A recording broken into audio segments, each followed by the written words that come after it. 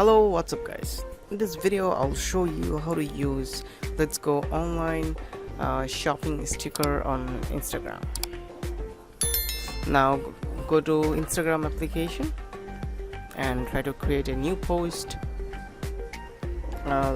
Let's go to story and click on sticker icon. Okay, and here you can see the shopping icon. Just select and you can just simply you can like mention, okay, or do whatever you want with that sticker. Like there are lots of sticker available, so in this way you can use Let's Go online shopping sticker on Instagram.